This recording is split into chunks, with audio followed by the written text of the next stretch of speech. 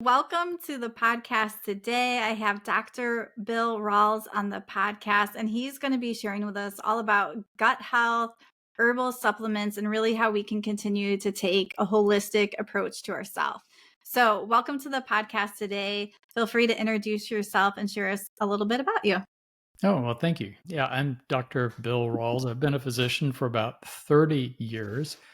My training was in obstetrics and gynecology. I did that for about 20 years, but doing OB call is really rigorous. I was in the hospital every second to third night, most of the night, and most weekends. And by my late 40s, that caught up with me. I started having health issues, defined it as fibromyalgia first, later defined it as chronic Lyme disease, and found that conventional medical treatments really did not help me. Long story short, did herbal therapy, got my life back, resorted my whole life and career. And I've been helping people with those kinds of chronic illnesses for the past 15 or 20 years, but I often see things very differently than most conventional physicians. Yeah, I love that. And so he is a conventionally trained MD doctor, but also as your life changed and you were sick, you took this different approach and started looking into herbal medicine. So I hmm love that. So tell us about the importance of gut health, especially when it comes to women's in their 40s, 50s, and 60s. Well, gut health is how you feed your cells. I mean, our body is made of cells, and all of our cells need the right nutrients. And of course, some cells need different nutrients than others. Your thyroid needs iodine. Your heart cells run mostly off of fat. Your brain cells like a little bit of glucose for some fast energy. So all of our cells need different nutrients, but eating the right foods and processing them so you're absorbing the right nutrients in through the intestinal system is really critical to your health. And that can be a complex process, of course. Yeah. And so, how do you see this showing up for people when they start to have problems with their gut health? People have a range of symptoms, of course, anything from reflux to indigestion to sometimes painful ulcers to what we define as SIBO, small intestinal bacterial overgrowth, irritable bowel syndrome, constipation, and it goes on from there. Yeah, and especially when women are going through that perimenopause or in menopause, is there anything when it comes to gut health that you really like to look at or different factors that come into play during that time? Yeah, no matter what the health condition or illness, I like it to boil it down to the underlying driving forces. And when you look at gut health and some of those kind of everyday conditions that I just mentioned, the driving force is primarily stress more than anything else. And it's not necessarily mental stress, it can be stress of menopause, it can be stress of chronic illness. 75% of the people or more that I see with chronic illness have some kind of gut dysfunction. So stress is an underlying factor. And then second to that is eating the wrong foods. The two really can be a bad combination. So what stress does is it slows motility. And when you slow the intestinal tract down, everything gets backed up. So you get reflux and things sit in your stomach and you get ulcers. And bacteria grow as long as food is present. So we have bacteria through our entire tract, including the small bowel. So when that motility is slowed, bacteria keep feeding. And when they feed, they ferment and produce gas. So that's where that trapped gas and bloating comes from. So menopause is a stress. And so it's driving those factors. Now, then on top of that, if you're eating a high processed food, carbohydrate diet, and just doing all the wrong things from a dietary point of view, that can be a really bad combination that drives all of these things. So it's not just food. Everybody thinks it's what I'm eating. But I've had plenty of people that are eating all the right foods who are stressed, but they have slow motility. So they have reflux, they have stomach issues, they have SIBO, they have IBS, all of the above. I love that. And I like how you put stress first because I think so often stress can be vague. Sometimes we don't even recognize its impact on us. And so we're not looking at that. We want to look at, oh, it's easier to fix like this little thing I'm eating. Stress can be a little more harder to fix, but just how important that is to be able to tune into that and recognize how that stress is playing out in your life. Yeah, exactly. And so I know you also recommend a 12-hour fast overnight. And I've talked about this just a little bit on the podcast. Can you explain more about why that 12-hour overnight fast is important? Yeah, I think it's really important for people to do what is comfortable for them and what feels natural. It's like some people, they eat one meal a day and that's it, and they're happy with that. Other people, that doesn't work for. It doesn't really work for me. I like a light breakfast. I try to eat most of my food in the middle of the day and then kind of wind it up by early evening. But that that time to stop eating, that window of 12 hours to 16 hours, depending on, those personal preferences, that's time for the body to rest, for the GI tract to rest, and for those cells to recover. I mean, you think about it, all of the cells in your body are like little microscopic machines, and they're working hard most of the day. Now, some of our cells, like our heart cells, have to rest in between beats, but the majority of our cells, they need some time to kind of rest and catch up. So if we're working them hard by not sleeping, by not resting, by eating these really irregular hours for us, keeping our stress levels up, they don't get that downtime that they need to recover and recuperate. So, so on one level, giving that 12-hour fast is time for the GI tract just to take a break and finish processing everything before you start over and start processing again the next day. But it also optimizes cellular autophagy. So, autophagy is a process by which cells repair themselves and restore themselves.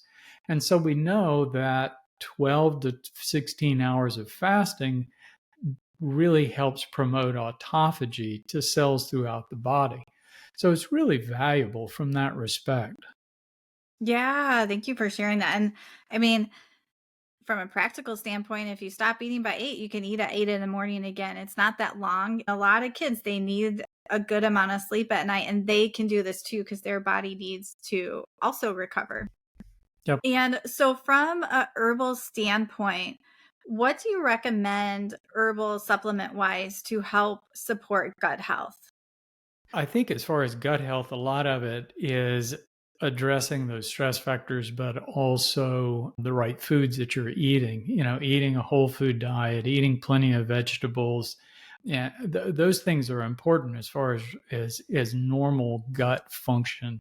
The herbs are just supporting that. So I look at it from two ways. You have herbs that are helping us neutralize stress or become more stress tolerant, are Mhm. adaptogens. So some for the gut would be like ashwagandha, or if you're stressed, possibly calming herbs like passion flower and lemon balm and chamomile. Those things can be very calming to our overall well-being, but they also are calming to gut function and allow that gut function to return and restore. So I think from that aspect, looking at the stress component, herbs can be really valuable. Adaptogens, ashwagandha, top of the list, but also herbs that help us in other ways by just soothing the gut all the way around. So there are a lot of choices out there. If you have really bad gut dysfunction and your gut is irritated, slippery elm provides something called mucilage, which helps protect the gut lining, protect those cells so they can heal. Really important. Other kinds of things, chlorella, the freshwater algae, is really nice for helping to soothe and promote healing in the gut. And then you have other herbs that calm overactivity, like peppermint oil, cardamom, many of those kinds of herbs. herbs that normalize bacterial overgrowth. Berberine containing herbs like coptis can be really valuable. And for that, herbs in general. So many of the herbs that we use for chronic illness, chronic Lyme disease, like andrographis and garlic or ginger, wow, they're excellent for calming the gut. Ginger tea, that's something that I do routinely just because it tastes good, but wow, does it have a really nice effect, anti-inflammatory effect on the Mhm. stomach and the gut. Yeah. And so when you're thinking about this, the one that first thing we wanted to work on with stress is using herbs to help calm the stress in our body. Yep. And then we're thinking about if my gut is irritated, what herbs can help with that.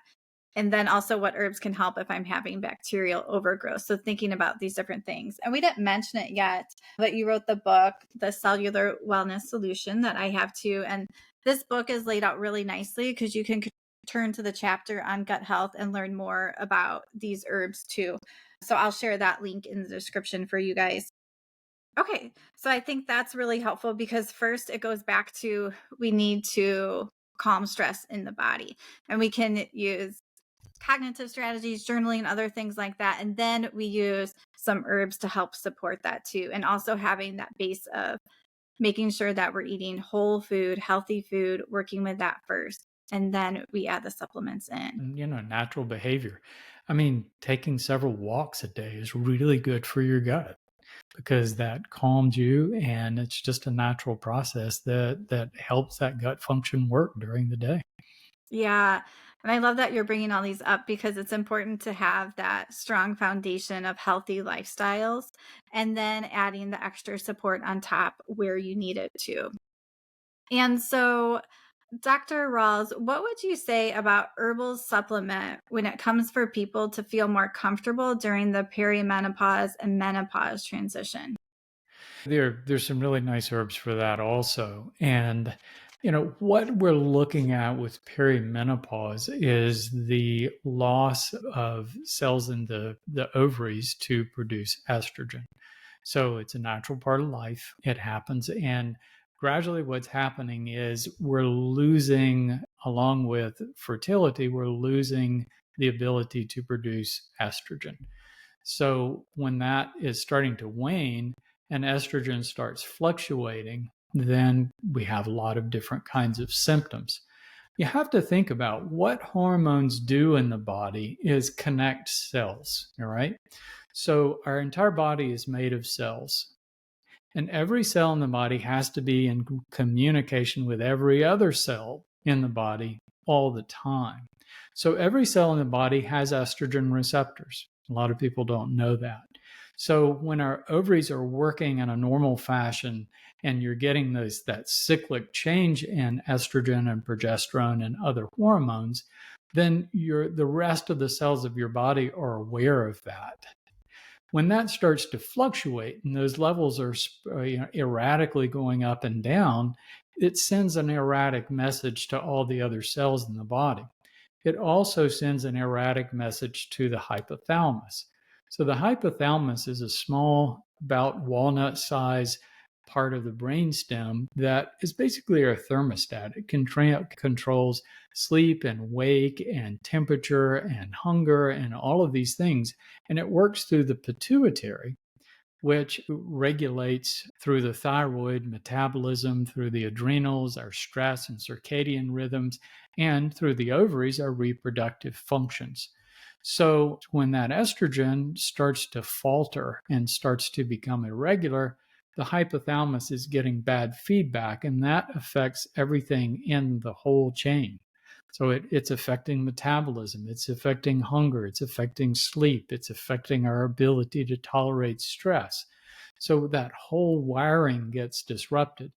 So when we look at an herb, the benefit that we would want is calming that down.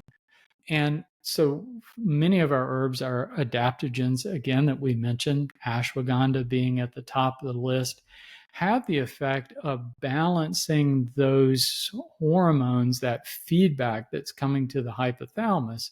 So the hypothalamus can do a better job of regulating everything else, and that symptom starts to become relieved. So ashwagandha is kind of the top of my list, one of my favorite herbs for regulating those kinds of symptoms. As far as irregular cycles that come with it, there is another herb called Vitex, and Vitex is really exceptionally good. The common name is chaste tree berry. It's exceptionally good for regulating periods, so the two together can be really wonderful.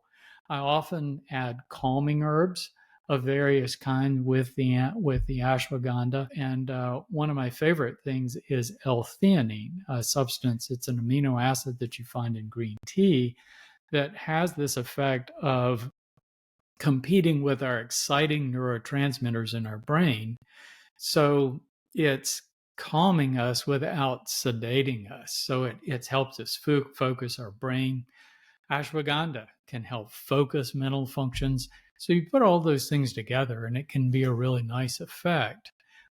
But even on top of that, some people may need some kind of hormone help along the way. So bioidentical hormones can help in addition.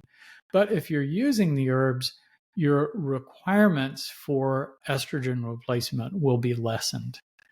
I like that.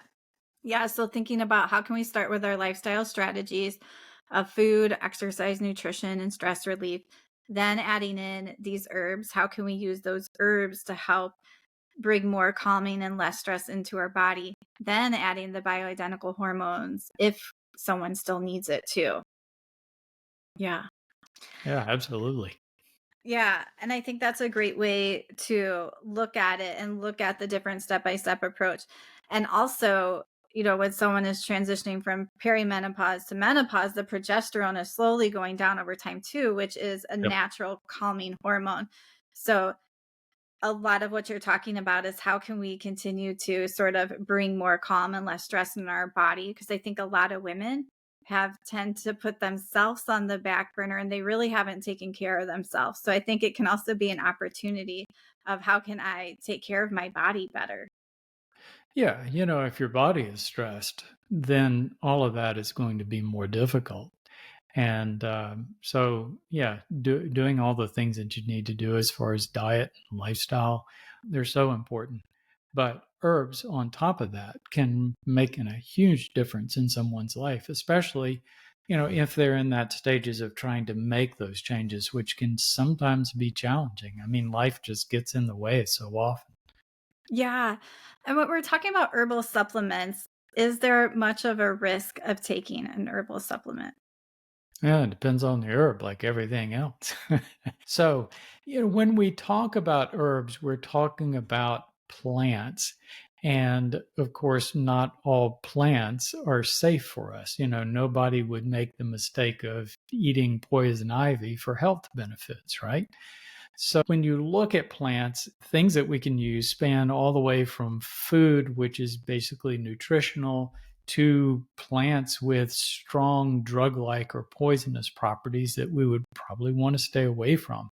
And kind of in the middle are adaptogens and so many herbs that work by balancing hormones, protecting the cells of our body from stress, like free radicals and toxic substances and microbes. So instead of having this drug like effect, like so many drugs or some herbs that are kind of in that outer portion, these things are just protecting us and reducing internal stress in our body. And when that stress is reduced, our body functions better, our cells function better. So adaptogens, of which there are many, ashwagandha, I mentioned, rhodiola, reishi, cordyceps. There are just so many great adaptogens out there. But also herbs that are just mainly protective, like turmeric is a wonderful anti-inflammatory, and gotu kola, which is an herb that from India that helps protect the brain, and bacopa. So there's so many herbs that can really help. Hawthorn is excellent for protecting our cardiovascular functions. So all of these herbs really are next to food as far as their safety level. Not to say somebody couldn't have an allergic reaction to a certain herb, just like they could have an allergic reaction to a food. But most people are going to tolerate these herbs very well, and the potential for the harm is pretty darn low. Yeah. So I think when you're starting with these herbs and these gentler herbs, the risk is not that much. You should become educated about what you're doing and make sure it doesn't conflict with anything if you're taking medication, but they're a lot more gentler and safer. Just like you said, they're sort of a step up from food. Yeah, for sure. Yeah, perfect. Is there anything else that you would like to share today? Any other tip? There are lots of great things out there. It all boils down to cellular health. Our body is made of cells. That's why I wrote this book. And we look at the body as being really complicated. It's made of systems and processes and all of that. But all the processes going on in the body are done by cells. I mean, absolutely everything that happens in your body, whether it's thyroid hormone being produced or your heart beating or brain impulses firing, it's all cells. And every cell in your body needs five basic things.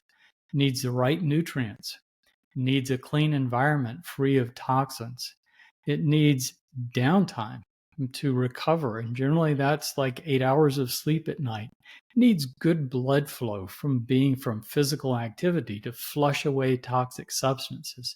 And it needs protection from microbes, which are our cell's arch enemy, because they're things that are flowing in our system that we're not even aware of all the time. Viruses, bacteria, everything else. So that's basically the formula for wellness right there. So if you're eating a healthy diet, taking steps to clean your water and your air and keep your food clean, you're getting 8 hours of sleep at night, and you are at least walking 3 miles a day. That's kind of my minimum. And taking herbs. What the big thing that herbs do is they protect our cells from threatening microbes. That's a huge part of what herbs do. So if you're doing those five things, the chances of you being healthy is extremely high. And that's wellness in a nutshell right there. Yeah, I love that. And tell us, I know you also have vital plans where you make your own herbs and sort of a combination of herbs together for specific things. So tell us more about vital plans and where people can find you. Sure. Yeah, it's vitalplan.com. And this is a place for people to find herbal support for a range of different conditions from, things like fibromyalgia and chronic Lyme disease all the way to just general health.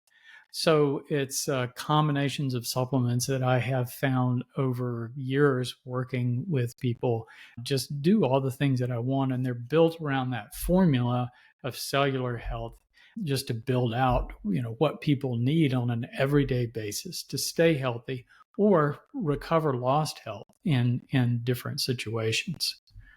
Yeah, perfect. And I'll have the links down below to that and to his book. And just thank you so much for being on the podcast today and My sharing pleasure. your information. Yeah, my pleasure. Hey friends, thanks so much for watching. Make sure that you hit subscribe and ask any questions down below.